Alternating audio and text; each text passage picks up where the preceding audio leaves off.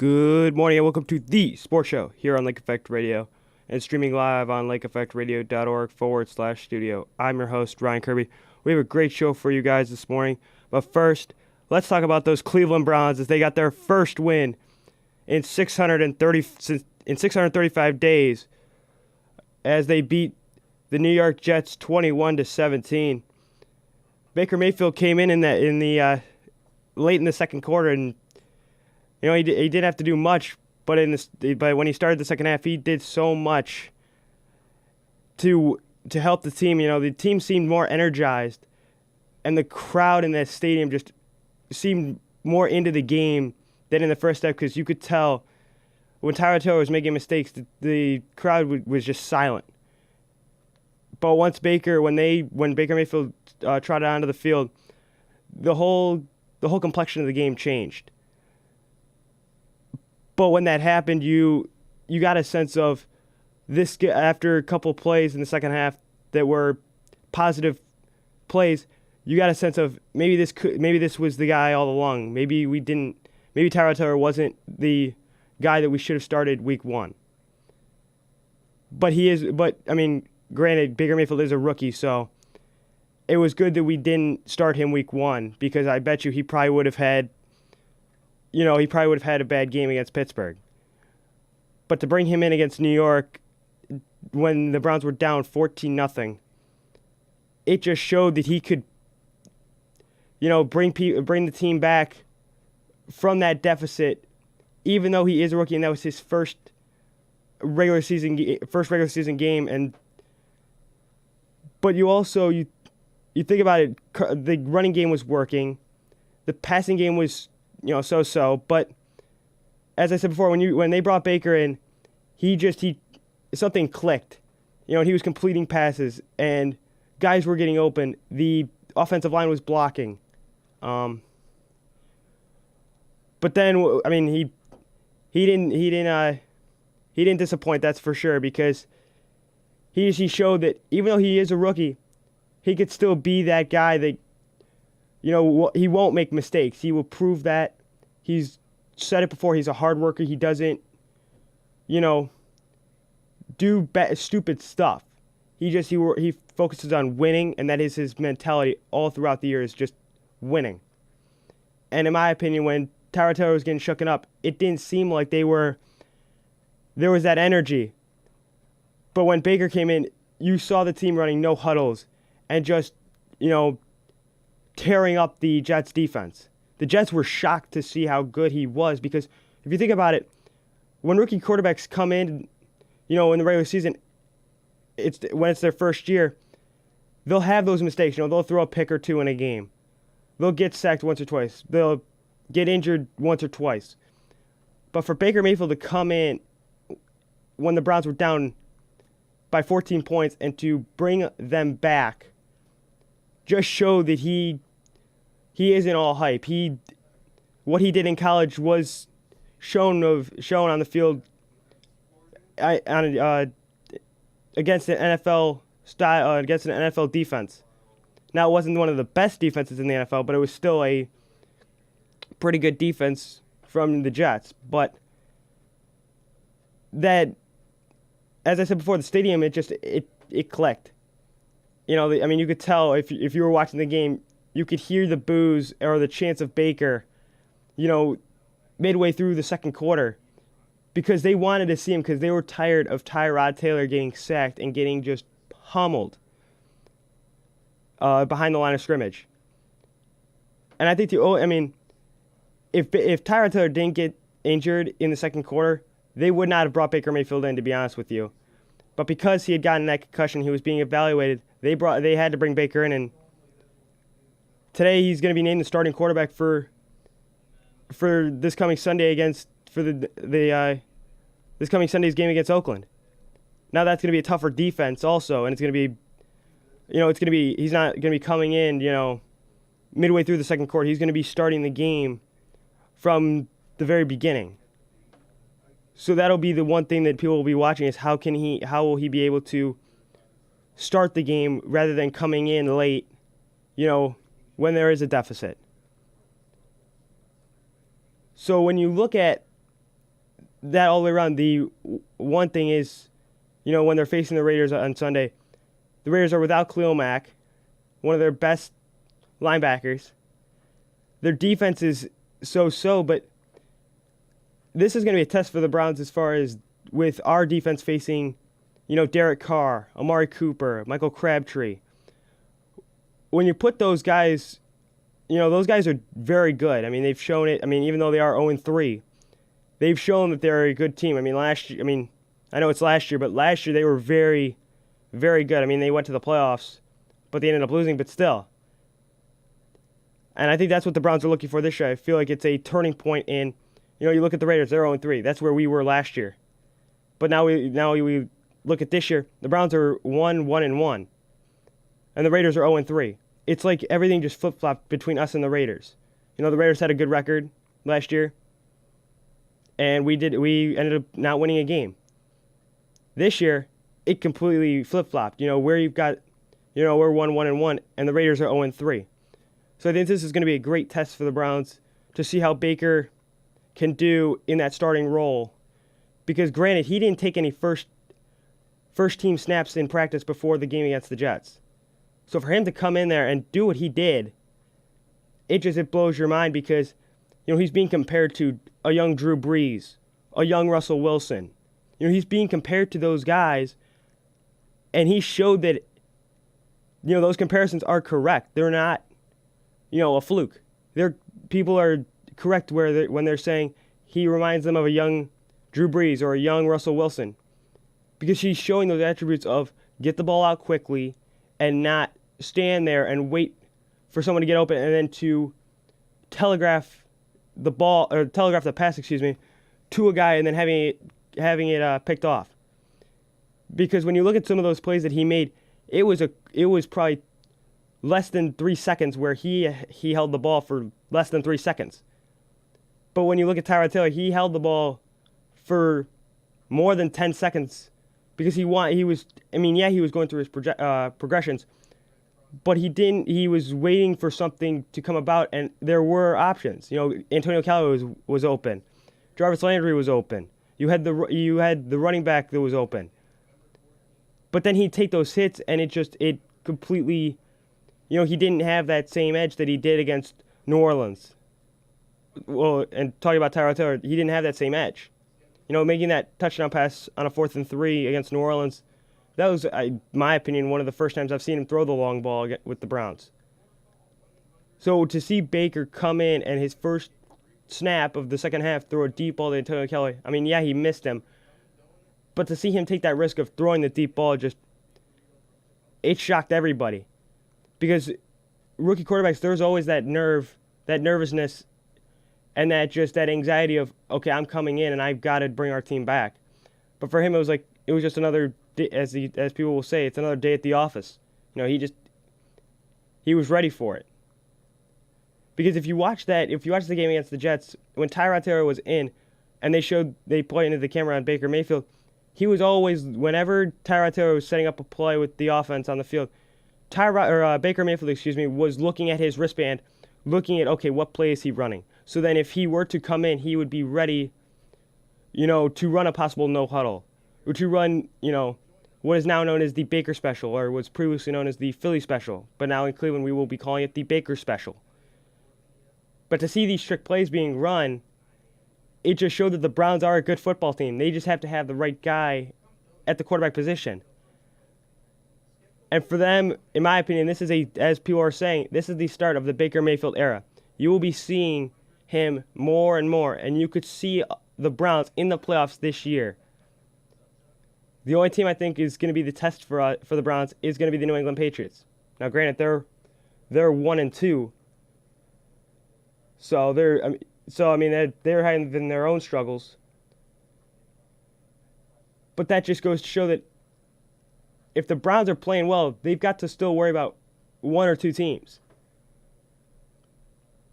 But in my opinion, next week's game against the Raiders will definitely be a statement game to see how Baker Mayfield can do, under pressure and, having all eyes on him when they go into Oakland to take on the Raiders.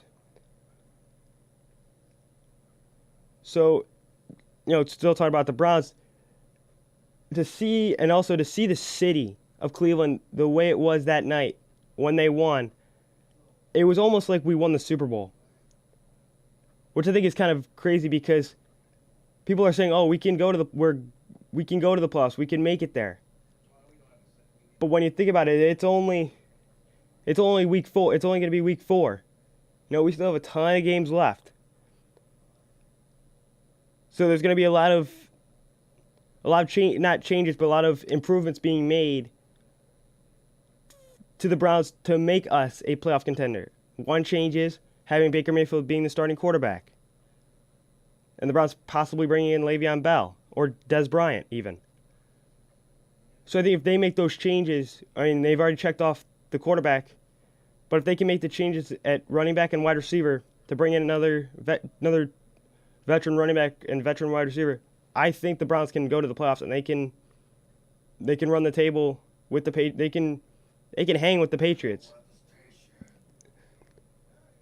So, and also when you look at the AFC North, the AFC North is not all that great this year. The Bengals are 2-1, the Ravens are 2-1, and the Steelers are 0-1-1.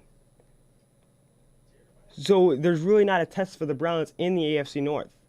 The only test would probably be either Cincinnati or Baltimore, but overall, the biggest test will be the New England Patriots come playoff time. But then when you look at the NFC, the toughest 3 teams, in the AFC are the Eagles, the Bears, the Packers, and the Buccaneers because, with the Buccaneers, they've got Jameis Winston's still out, and they're still hanging with Ryan Fitzpatrick. Now, granted, he's, older, but he's showing that there is another guy that's, in his 40s that can still play other than Tom Brady. So I think that's the other thing is that when the Browns face either the Buccaneers or the Bears, there's going to be that the defense is going to be a lot tougher because, the Bears have just signed Khalil Mack recently. So their defense is, incredible. You saw it against, who was it? Against the Cardinals. Their defense swallowed up Sam Bradford and Josh Rosen. So I think that'll be the biggest test for the Browns, moving forward is can they hang with a team like the Eagles or the Bears or the Buccaneers? Because there's really no other. There's those 4 teams are basically the only 4 teams that are, I'd say, good as far as playoffs are concerned.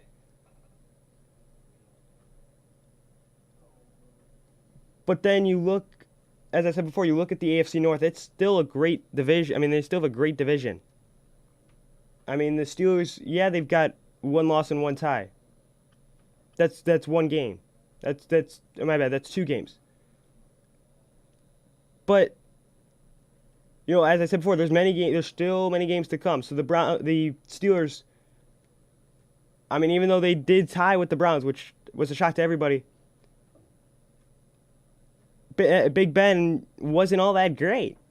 Del Ward was locking down Antonio Brown. Antonio Brown had 1 touchdown catch? But then you look to last year, the Steelers just completely lit up the Browns.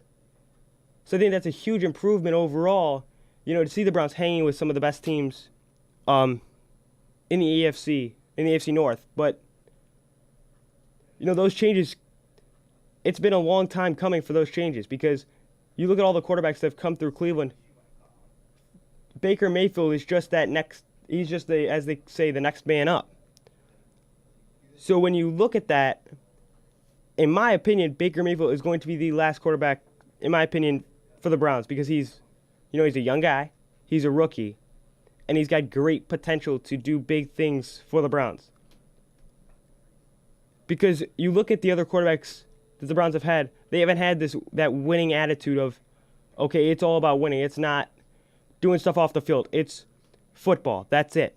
Now, granted, there's other things that come before football, but when you look at the other guys that have come in, Johnny Manziel,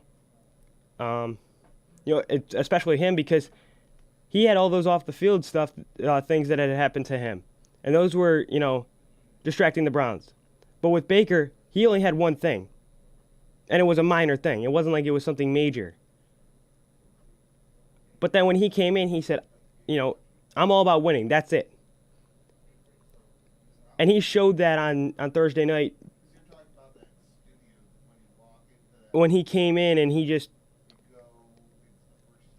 showed Cleveland that, hey, even though I am a rookie, I can still play at a high level.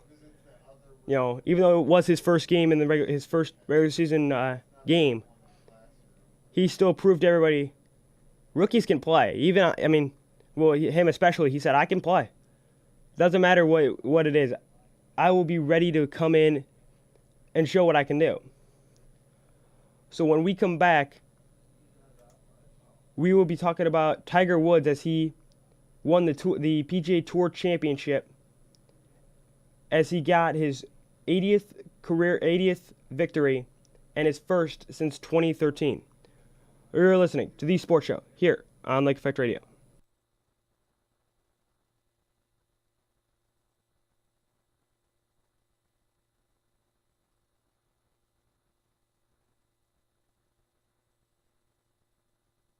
And a Wallace now serving as Scott Arlo said, Julia Wynn's now back in. Kale Zarbach. Nice spike. Zarbach is on fire at the moment. Zarbach really looks like she knows what she has to do to be a winner. Tip by Montel Goodwin. Gets the steal. Here's Mike Davis for three. No good. Rebounded by Wilson. Wilson put back up and in. You're listening to Lakeland's Lake Effect Radio, the official home of Lakeland Sports. If you want to watch or listen, you can tune to lakeeffectradio.org/sports. Go Lakers.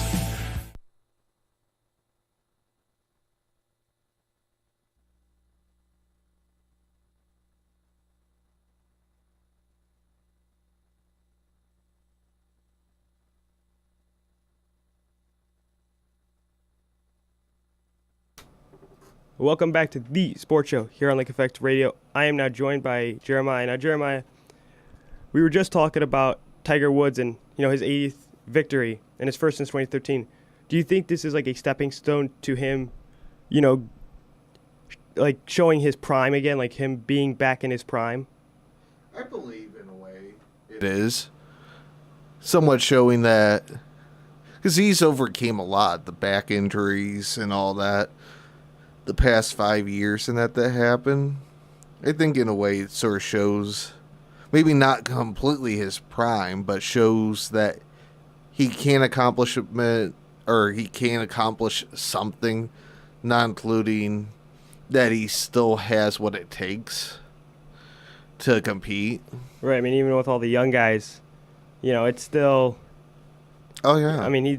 He's hung with Justin Thomas, Jordan Spieth, Rory McIlroy. He's hung with all those guys. Because isn't he up in his 40s? Yeah. Okay. Yeah, I would say yeah. But and then you look at all the all the stuff that's happened to him, legal battles, and he's still, just. I think everybody was just waiting for that moment because he had fixed his swing very much, and he did what he had to do. Granted, he didn't win the FedEx Cup, but he still got a victory on a national stage. Right. So and to see all those people, it was almost like you were at a baseball game. People were chanting his name, and it was he had a few thousand people chasing him down. It was almost like Tom Brady had just walked into the room and people were racing to him to get an autograph or something. Except in Detroit. Yeah, right. I'm sorry, I had to throw that out there. Right. But you look at the game of golf about how with the Ryder Cup coming up, it's not gonna be all that serious. But this was the last serious tournament.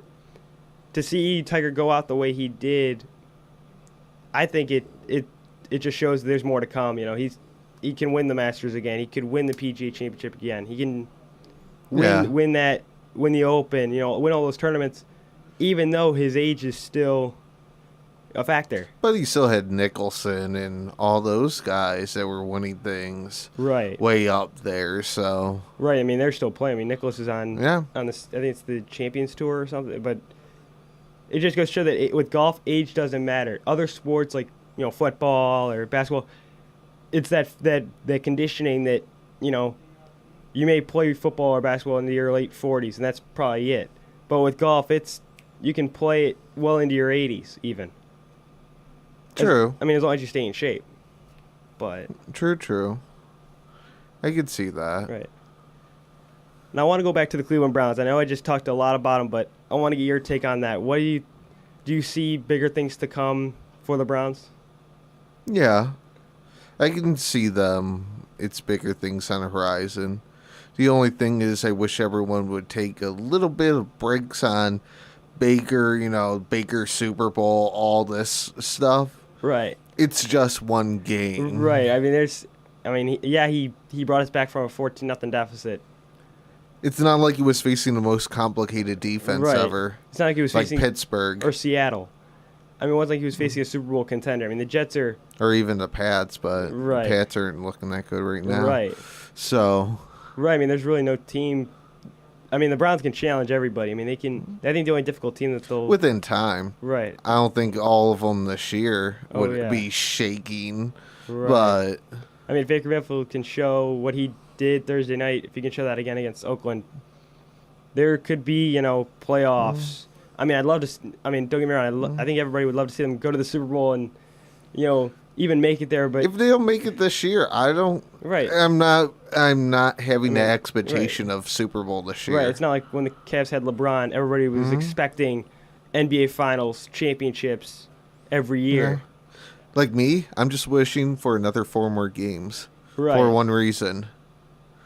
Want to see the lieutenant from the police department pay up a bet to me and the athletic director. That's the only only man. thing I care about. Just another 4 more wins. Right. That's all I care about. Right. I know, I was watching the telecast on NFL Network, and they were talking to Joe Thomas, a former Cleveland Brown and a first ballot Hall of Famer. He actually was saying he's expecting 14-1-1. Do you think that's very logical? I could see ish, but the only thing is you're not counting on that injury or these people being out. It's many other factors that probably wasn't completely evaluated into it. Right. So I could see it, but in logical, it's going to be adversity. It's going to be, something that's going to happen, Right. key linebacker injury or something. Right. And all that.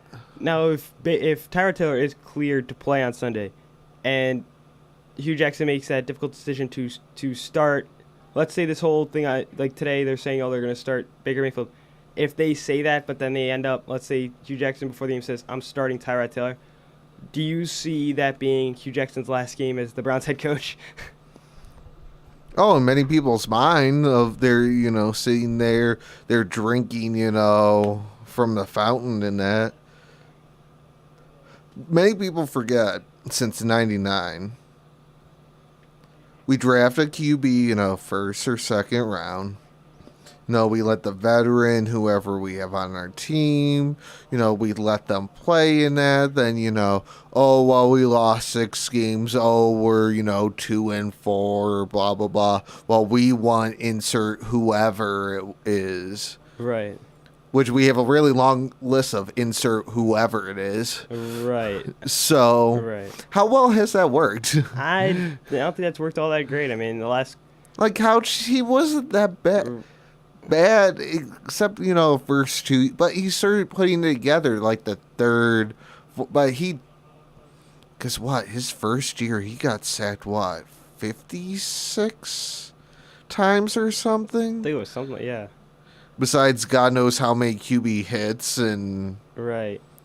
he got unleashed on. Right. Just imagine if he didn't necessarily take that punishment that first year, where would the franchise be then?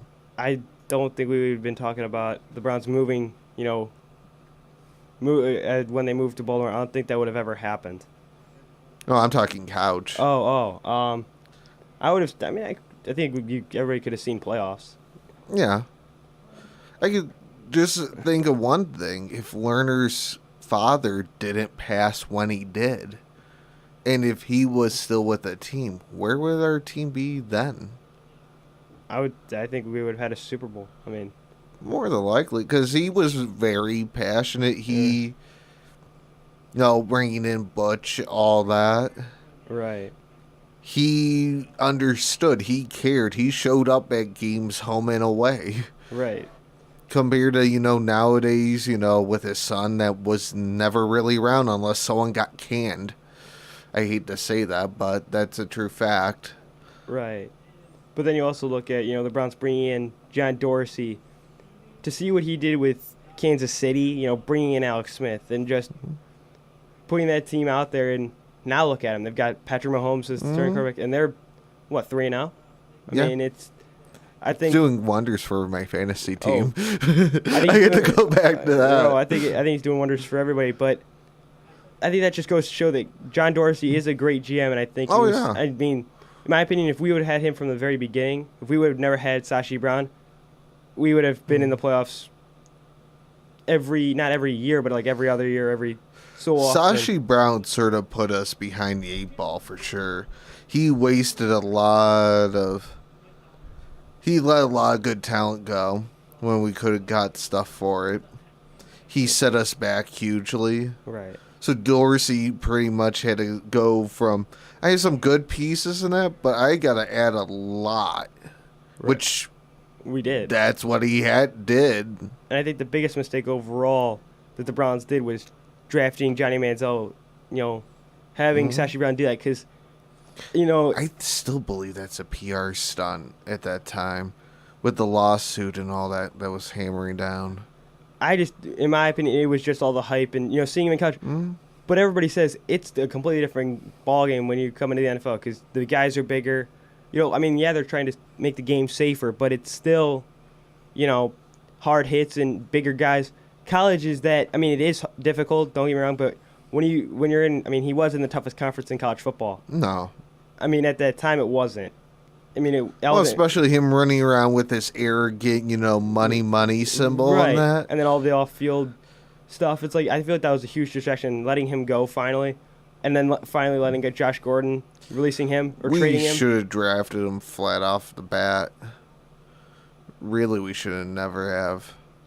But I think that was because Jimmy was panicking because he had all the lawsuits coming down. Then he probably forced somewhat the envelope of, hey, we can sell a lot more jerseys while we get royalty money in that for, selling that. Right. Oh, I'm, a financial issue right now. Right. But then I think in a way it's somewhat Sashi being brainless. Right, because, he's what was he? I think he was a lawyer. So, he really didn't know anything about football to begin with. Yeah, we could tell the Moneyball thing, that sure did not work for NFL. There wasn't even a banner made with LeBron and Johnny. Yeah. And now you look at Johnny now, and he's in the CFL, but he's not doing anything. No. He's not showing that, hey, he's an NFL ready. He was even in a real NFL offensive scheme, even close. Right. They might ran a play or whatever. Right. Handful of plays, but that doesn't mean squat. Right. He's a short guy, so it wasn't like he was. You look at the game he played against when he was with the Browns against Cincinnati. You could tell he could hardly see over those linemen, and he was just waiting for someone to either, give him a hand signal, hey, I'm open, or he was going to get hit hard.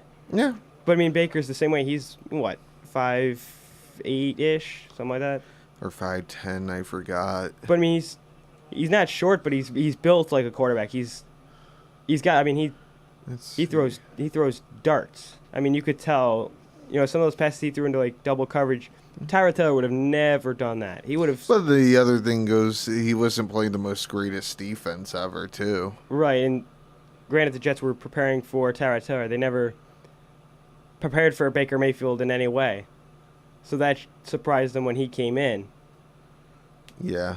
But granted, I mean, people have told me, Oh, 6'1". oh, oh wow. Yeah, Baker is I 6'1". say he looks like 5'8", 5'9". He doesn't look 6'1". Yeah. But you also look at, him, at Oklahoma, he was at Texas Tech, and then he basically played at two schools in college. He did 2 years at Texas Tech, and then walked on at Oklahoma and turned that program around. And then you see now with Oklahoma with Kyle Murray, he's showing, hey, there's still a little Baker here, and I'm that because you watch him and then you watch Baker Mayfield and they're like they run the ball very well. They have that look of where I'm gonna go before the play even happens. So I think that's what the Browns needed, in my opinion, is they needed someone who can make quick decisions and just go. True. Because you look at Tyrod and he was standing back in the pocket waiting for someone to show, hey, I'm open. Instead of with Baker. But in a way, they somewhat lacked the motivation, the wide receivers. A little. Especially Gordon during the Pittsburgh game. It was a few times he wasn't really fighting that hard. Right. Trying to separate himself. I think he was just waiting for the check to come and then to go elsewhere. Yeah. He wasn't putting out that 100%. Right. You could tell he was sort of putting that 80-ish. Right. But then you look at the catch he made over, what was it, Joe Hayden? Yeah. And that was a great catch, but that was one catch. And granted, that was the catch that saved the game. And you're going against a guy that, Hayden's, is it 5'8" or 7? 5'8", I think. Something like that? Yeah. Which he's got, probably about a foot on. Right. I would hope he would win that matchup. Oh, yeah. Otherwise, he should be smacked. Right. I think, giving up Hayden was a good choice, but if you think about it, Pittsburgh isn't doing all that great either. No. Yeah. But, now you look at Josh Gordon. Watching the game last night, he was hardly ever the balls hardly ever thrown to him. Mm. And, granted, the Lions, they have a great defense. But it just goes to show that one game doesn't make a difference. As you were saying, Baker, people need to quiet about the Baker stuff because it's one game. For all we know, he could throw, not to be, a Debbie Downer, but he could very easily throw 3 picks and... Oh, the next one. In the game against Oakland, he could very easily throw 3 picks and 1 touchdown and just screw the whole thing up. Good to pull up their thing. So Pittsburgh, let's say he's starting versus Pittsburgh. They're going to come at him. Right. They're not going to sit back and wait or anything. They're gonna blitz all the way. So. But I think the Jets weren't prepared for Baker Mayfield as far as him scrambling and just... you look at him throwing that pass on the run. Callaway could have made that catch. It was just too fast. Those guys are getting... you could tell Baker's throwing... if I was to guess... Kansas City. What? They're playing Kansas City down the line. Oh, wow. So that'll be... November 4th. Yeah. But, going back to what I was saying, you look at Baker Mayfield... In my opinion, if I was to guess, his passes are at least 60, if not 70 miles an hour, because you watch it and you're like, this guy's, he's not throwing lobs like Tyrod. Tyrod Taylor, he just would lob the ball. He doesn't have that, that wherewithal to sling it in there. And you look at even Patrick Mahomes. He threw that, he scrambled for 30 yards and ended up throwing a touchdown pass that was for 15 yards. Mm-hmm. And you look at all these quarterbacks that are just, they're slinging the ball so hard.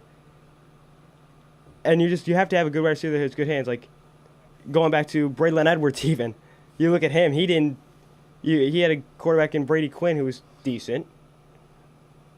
But he was lobbing the ball. He wasn't, throwing it in there. In a way, I think Braylon somewhat gave up, at least this last year here. Oh, yeah. Because I think, everybody, what game was it? I went to one of the games, and I was watching him, and he had missed a good catch. It was right at the numbers, and the whole stadium erupted, yelling Butterfinger. So I'm like, I mean, in the Well, end, you look at Greg Little. yeah, I mean, all the He got it worse. right. But I mean, you look at, you said the quarterback carousel. You look at the wide receiver carousel. All the great wide receivers we had. Brian Hartline, Greg Little, Braylon Edwards, and they're out of the NFL. Or well, We didn't have really a good QB at that time with Right. Hartline. That was a crappy thing that Right. happened to him. Hey. You go make a catch in that, then yeah, did he break his leg something or like hip? that. It was his One hip. or the other. That was a really crappy thing that happened to Right. him. And then and even like Joe Jurevicius. I mean, he was decent, but they didn't have a good quarterback. Yeah. They had who? Charlie Fry, was it? I mean, Yeah. I feel like this is as they're all saying, this is the start of the Baker Mayfield era. But all this Baker stuff. It's one game, as I said, and it's and even looking at the the victory possum, being all with the superstition of a possum made us win the game. I mean, we can use anything to say that it helped us win the game, but I think to have a Thursday night game and to have that happen, it just was in my opinion, a coincidence. Yeah. But then you look at the guy who caught the possum. The guy was wearing a brown jersey and orange pants. I mean, Yeah. and he didn't even have to. He wasn't even. He was his. He didn't even have experience catching possums. All he did was go on his iPhone or his Samsung and just look up how to catch a possum and then to see all the T-shirts being put out, victory possum. Like, this is something we wanted to see. Yeah, I noticed with one thing, it's a little bit of bandwagonish. Or something, whatever that happens to be funny, people just jump on board with it. Right. You're talking about like with the victory possum, like everything happening. Okay. Well, even like the rookie net, we won 3 of 7 games playing the rookie. You just go down the thing of, you got that one person that says something or that, person on TV said something. Right. Everyone jumps on board on it. Right. Like I hate to say that, but it's Right. true. It's like the whole 0-16 parade that they had last year. In my opinion, if no one mentioned it or anything, it would have never happened because I think it was a embarrassment to the city and just a disregard for the city because of all we've been through. I mean, yeah, people were talking about all True. those things, but in my opinion, all that is pushed out when you look at the Cleveland Indians and the Cavs winning a championship. But with Jimmy bringing in the Moneyball thing and all that, I think in a way it was an embarrassment to the city. Right. But then the other thing of the fans wanting to put that to the front office of, we let this talent go, you brought in this, that backfired, we're sick of it. But isn't that the norm in Cleveland? Everything will backfire, That's true. I mean, hopefully that isn't the norm with Baker Mayfield. Hopefully he doesn't, backfire. But I think to see the way the sideline was during the game, seeing Greg Williams just going bananas was, I think, a sign of this is the best. This is the start of, bigger things to come with the Browns. It's surprising to see their defense. I mean, it's so good. I mean, if they would have added Khalil Mack. Just wish our offense is more productive, that they're not on the field as much. Right. I mean, That's our huge DNA issue always. Right. I mean, they're only averaging, 2 yards a carry? Most, our running backs. Probably. It's not like they're going, Depends. Do you 20 yards. count prior to this game? Because here and there they were ripping off some things, a lot, more than 2 yards. True. Well, then, you're talking about, Terrell Pryor. I know I thought you were going to mention that, but he wasn't. Yeah, was it Denzel Ward that was covering him? I think. Oh, that's right. Pryor is on that team. I think he was. I think he was a. In my opinion, if he would have played quarterback, he would have done very well. I think him. Most of these quarterbacks changing to wide receiver just doesn't seem right. You know what I mean? he made it look good the one year we had him in Cleveland. But ever since that, because he had what? 2 or 3, 2 big injuries, I thought, in Right. Washington. That he only played, I thought, 4 games or something like that.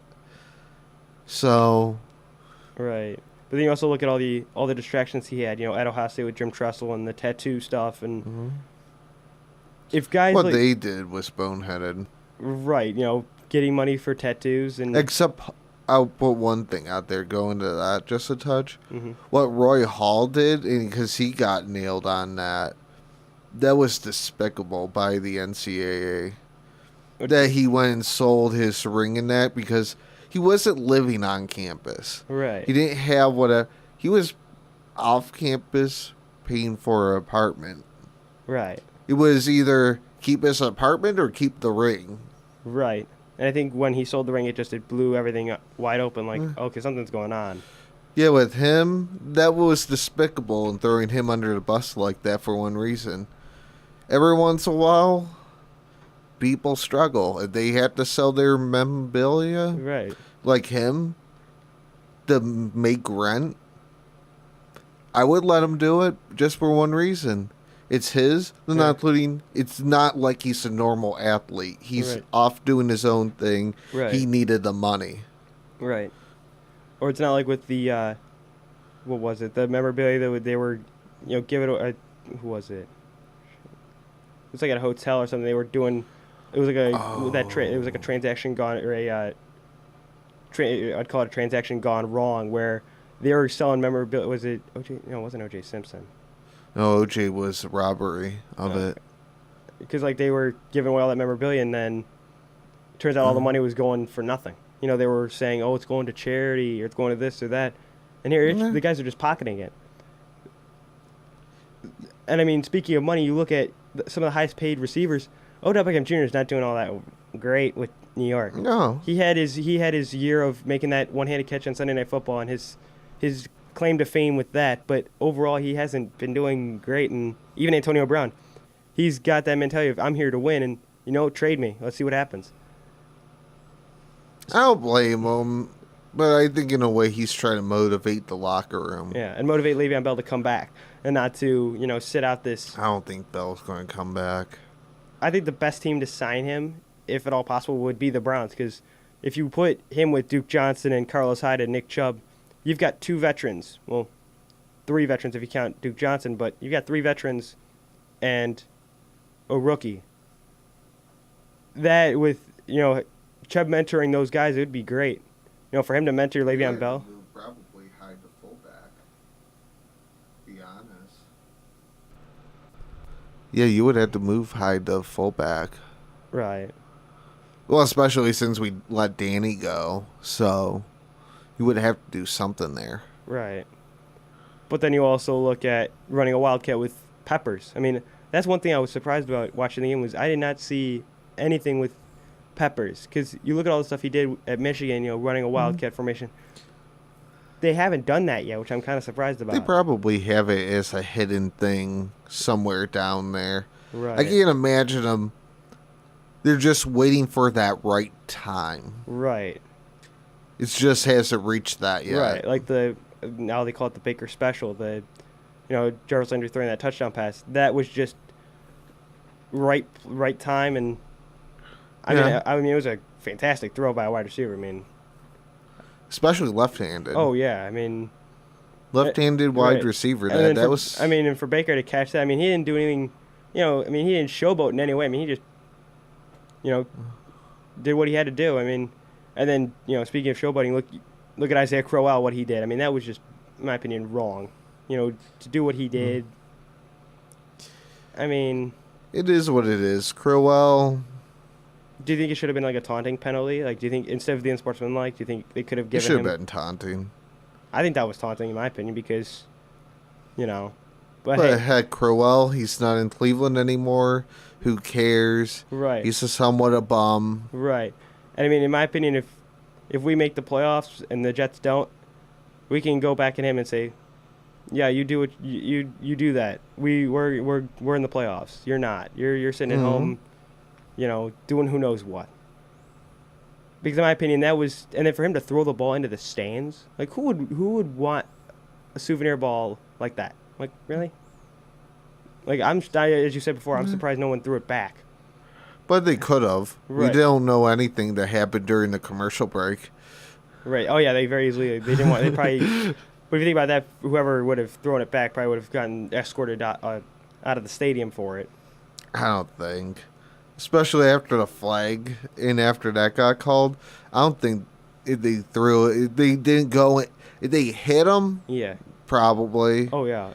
If they didn't and just threw it back, probably not. I see. 'Cause I know at baseball games, if you throw a souvenir ball back, you get escorted out of the stadium for that. Really? Because it's what do I want to call it? No, it's like a danger to the players, because if you're just throwing it back and you didn't mean to hit one of the players and you do, there's that, you know what I mean? There's that side that there could be payments, medical bills or what have yous. Mm-hmm. So.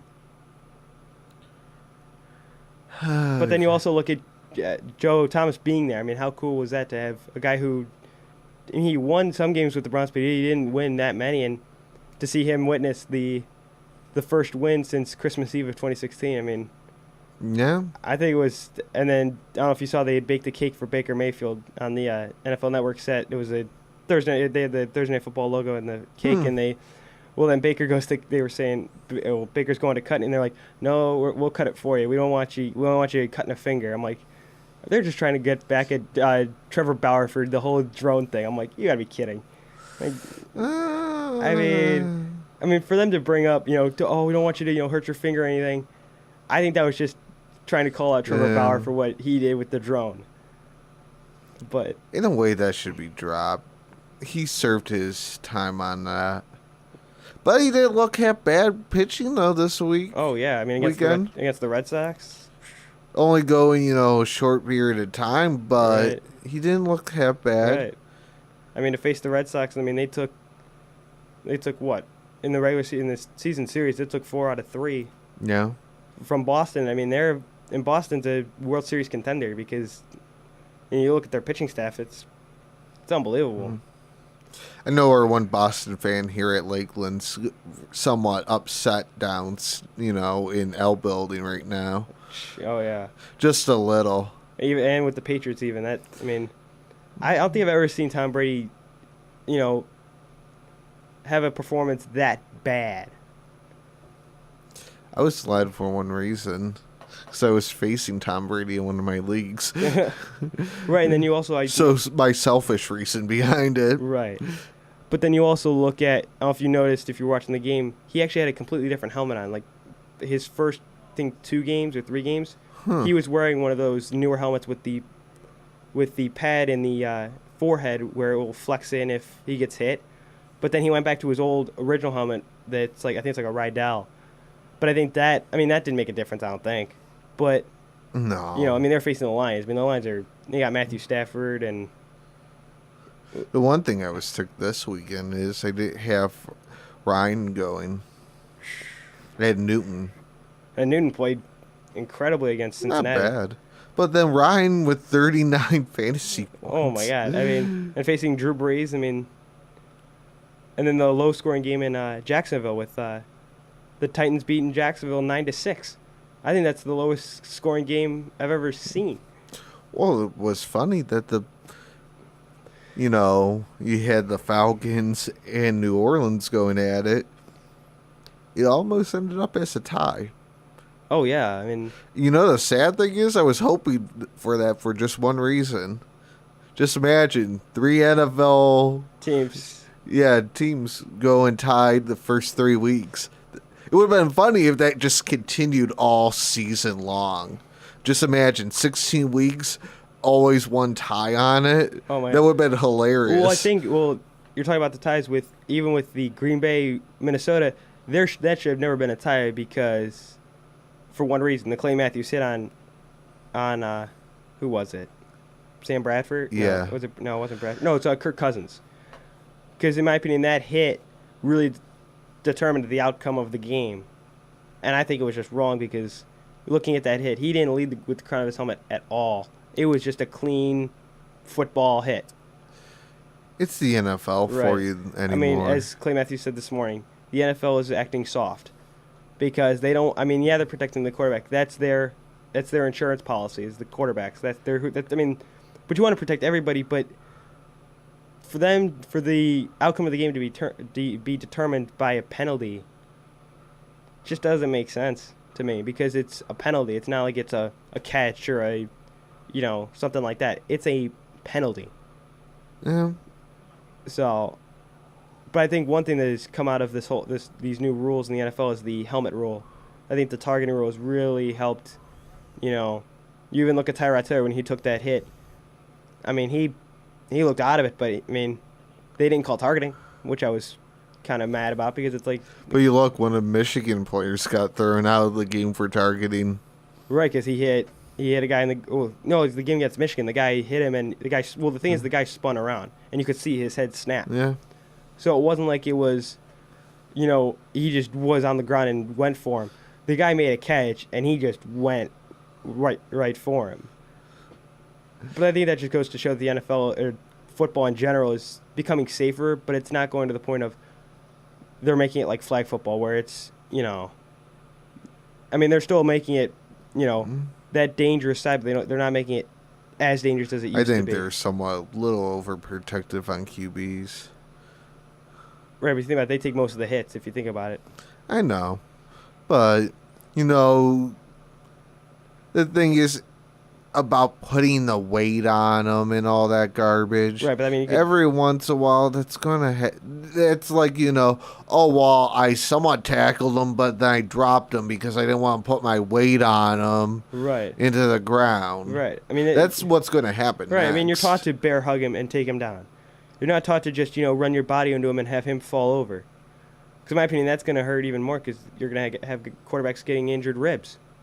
But I think that's the other thing is that when you that happened in the 80s and all that. Right, but when you look at like Clay Matthews, who's one of the best linebackers in the NFL, he's a big guy. I mean, if I would never want to get tackled by him because you look at, I mean, yeah, these guys wear all the protection, the flak jacket, all that stuff under their jerseys, but you could very easily get your rib cage could very easily get,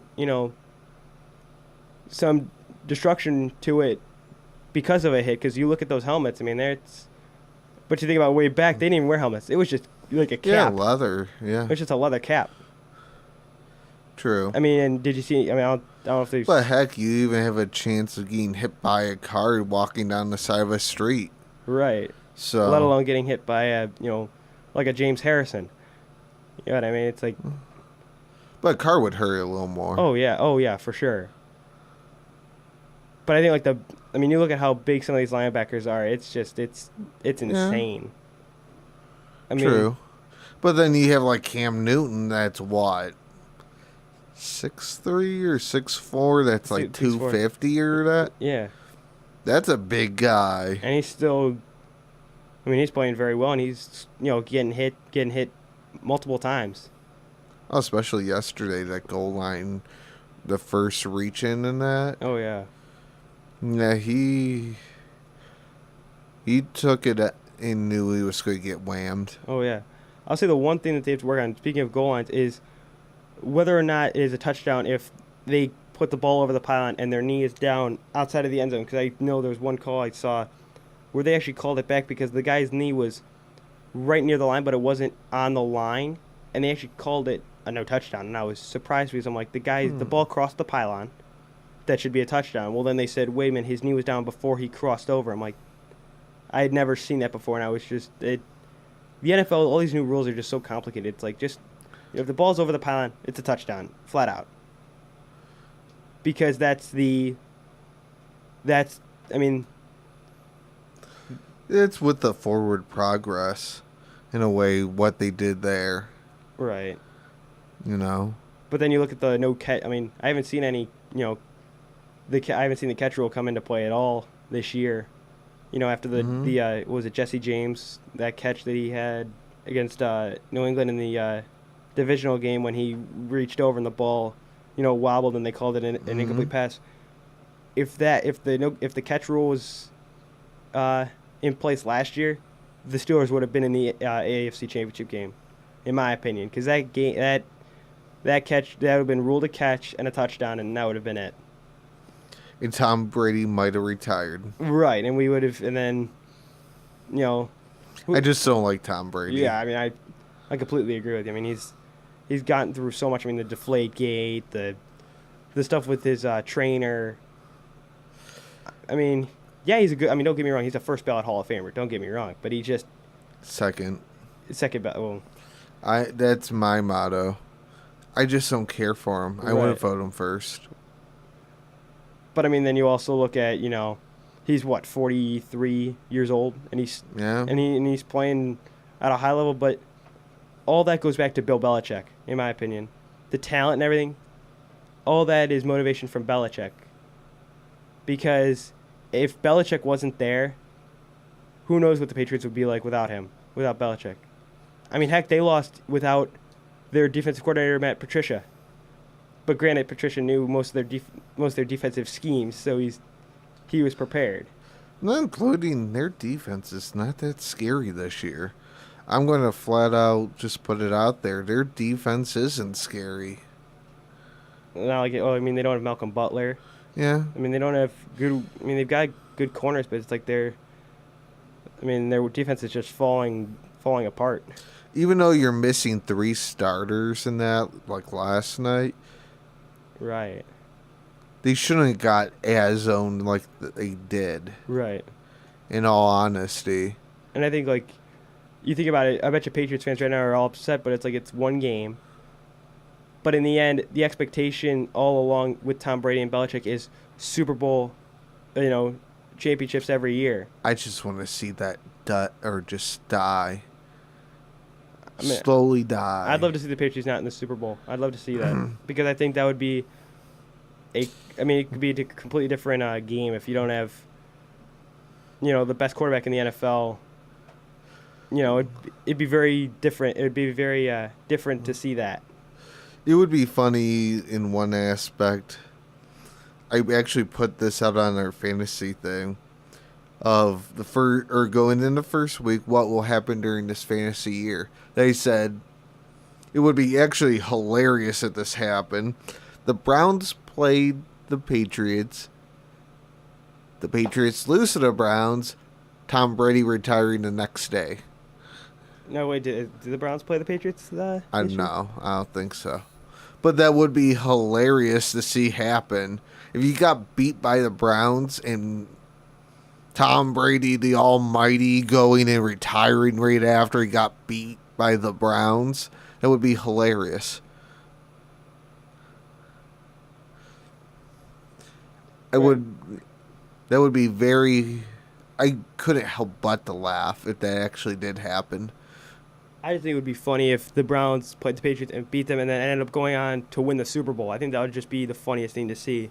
And Tom Brady would probably retire right after and Belichick would be done. That would be funny to see that happen and the aftermath of it. And see what would actually happen with it. That would be all time a very interesting moment if that actually would play out like that. I mean, yeah, that's very true, but it would, in my opinion, it'd be very funny to see, us beat the Patriots and then to go on and win the Super Bowl. I think that would just show that, even though the Patriots have Tom Brady, Rob Gronkowski, Bill Belichick, those 3 guys, you still have, well, not really, but you've got Josh Gordon, who's, so-so. I mean... Depends. Can he stay clean or not? Right. Can he not, And actually try. Right, because it didn't look like he was trying last night. No. Not at all. That's the problem. Okay, so we're going to wrap it up right now as we thank you for listening to the Sports Radio Show here on Lake Effect Radio. We'll see you next time.